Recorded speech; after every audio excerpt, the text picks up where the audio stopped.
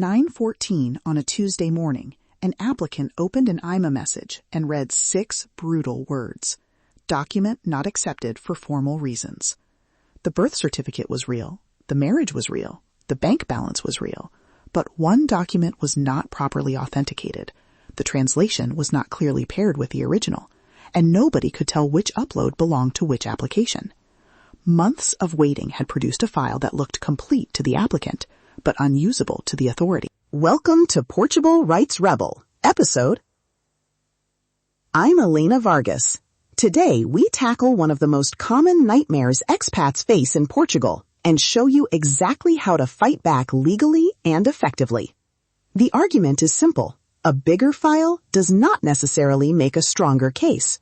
A traceable, properly authenticated, correctly translated file does. Your rights don't disappear at the border. Here is the distinction that can save you weeks. Do I have the document? Did I send it? Can I prove the authority received it? And can the authority legally and practically rely on it? Those are 4 different questions. A scan in your laptop answers the first. A portal upload may answer the second. A receipt may answer the third. None of those by itself guarantees the fourth. I know why people create a folder called Final Documents and keep adding files. They are trying to be thorough, but to an overworked reviewer, Final Documents can mean almost anything. Your job is not to make the file enormous. Your job is to make the important facts easy to verify. Start by classifying every document. Identity documents establish who you are and how your name is spelled. Civil status records establish births, marriages, divorces, adoptions, or family relationships. Criminal record certificates often have their own validity and authentication issues. Financial records support income, savings, employment, pensions, or investments. Corporate documents may show company ownership or authority to act. Address records may support where you live. Then stop and ask one question. What fact is this document proving? A marriage certificate may prove a relationship, but not your income. A bank statement may show funds, but not your address. A passport may identify you, but it may not explain a different surname on a family record. That question prevents you from submitting paperwork simply because you have it. Now, check the document's route into Portugal. Depending on the issuing country, the document, and the receiving procedure, a foreign public document may need an apostille under the Hague Apostille Convention or consular legalization. An apostille generally authenticates a signature, seal, or official capacity. It does not guarantee that every statement inside the document is true, current, efficient for your application. Translation is a separate question. Ask the receiving authority what form of translation it accepts for this specific process. Do not assume that a machine translation, a bilingual friend, or the cheapest online service will satisfy an authority or a court. Also check whether the authority wants an original, a certified copy, a digital file, or a newly issued version.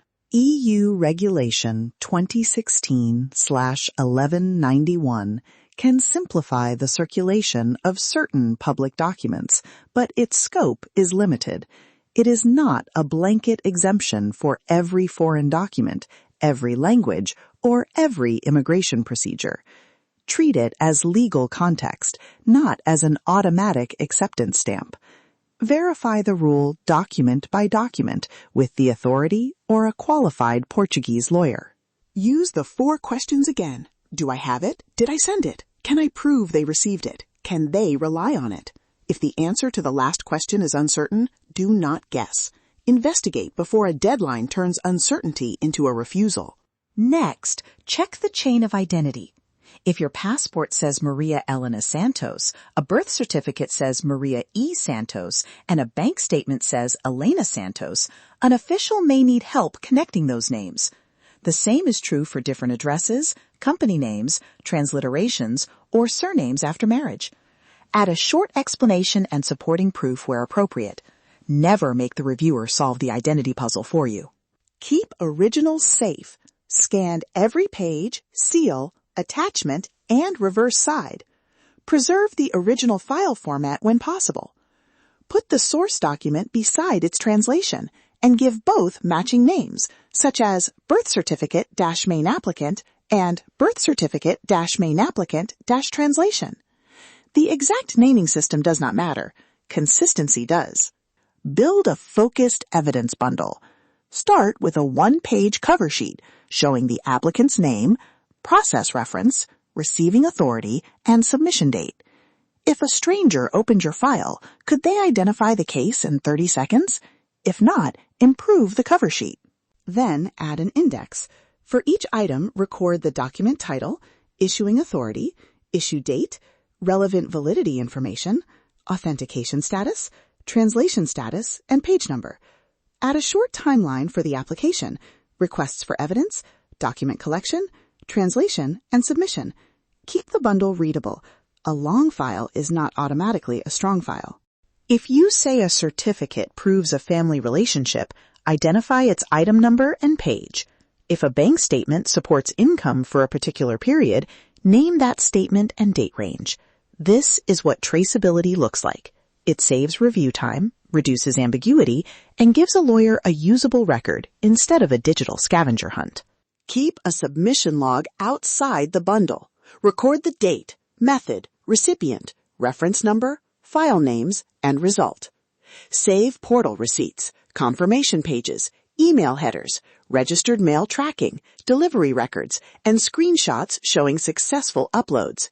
Capture the evidence immediately before the portal changes or your memory blurs. A sent email is helpful, but it may not prove that an attachment was accepted or connected to the correct file. If you submit in person, ask for a receipt or stamped copy. If you use registered mail, keep the complete mailing record. The system is slow. Your preparation shouldn't be. If the authority says a document is inadmissible, read the exact notice. Is it missing, late, illegible, unauthenticated, untranslated, expired, inconsistent, or simply disconnected from the case? Those are different defects. Do not answer a vague message with a giant unsorted upload. Ask what needs to be corrected.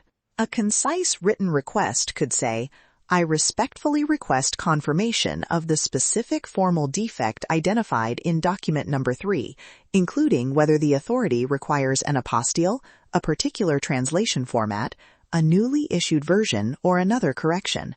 I also request confirmation of the deadline and the accepted submission method. Keep the wording neutral. You are creating a record, not starting an argument. If supplemental evidence is allowed, send a focused correction package, a short explanation, the corrected document, its authentication, its accepted translation, and proof connecting it to the original application. Keep a copy of every version. Do not assume that sending the same unclear scan through 3 channels makes it stronger. Deadlines require special care. A request for additional documents, an intended refusal, a final administrative decision, and a court notice may all have different time limits and remedies. Never rely on a forum comment saying everyone gets 30 days. Read the notice, record when you received it, and ask a qualified Portuguese lawyer for urgent help when the period is short or the consequences are serious.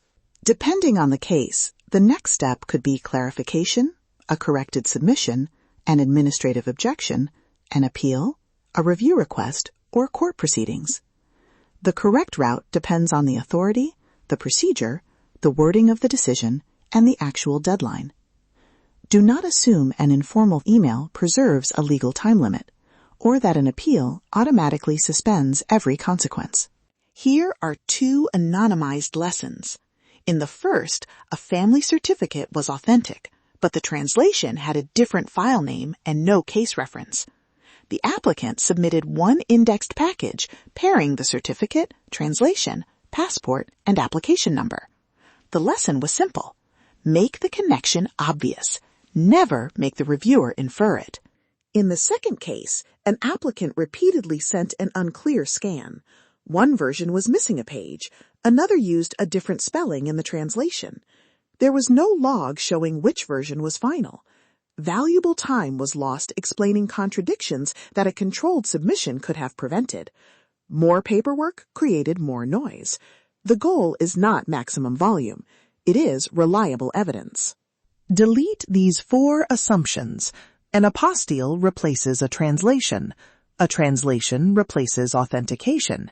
An old document is automatically acceptable, and duplicate uploads prove diligence. Also, protect your information. Redact unnecessary account numbers, identification numbers, and unrelated family details. Use secure transfer methods, retain originals, and avoid sending sensitive records indiscriminately. When you consult a lawyer, bring the organized version, not just the panic version.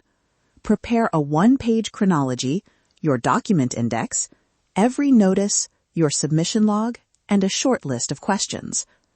Ask whether the lawyer handles Portuguese administrative and immigration matters, what deadline they are using, what evidence is missing, and how sensitive documents should be transferred. Be cautious with anyone promising guaranteed acceptance or a guaranteed result. Before midnight tonight, create a 6-column inventory. Write down what each document proves, who issued it, when it was issued, what authentication or translation may be required, where you submitted it, and what proves delivery. Mark every blank cell in red. A blank is not a failure. It's the next question you need to answer. Check current instructions from the receiving authority. If there is an active deadline, a possible refusal, family separation, financial exposure, or court issue, send the actual notice and your inventory to a qualified Portuguese lawyer before acting. Requirements can differ by nationality, document type, authority, and stage of the case.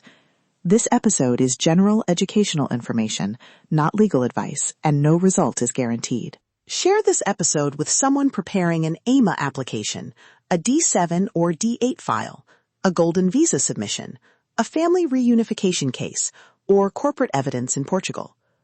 Send the checklist to a qualified lawyer and ask them to confirm the requirements for the exact procedure before you act on a deadline. Save your originals. Secure your records. Keep your versions consistent. Turn bureaucracy into accountability. Being asked to correct one document is not the same as admitting that your entire case has failed. Respond carefully, lawfully, and on time. Knowledge is your best defense. Document everything, act lawfully, and protect your future. Always consult a qualified Portuguese lawyer for your specific case.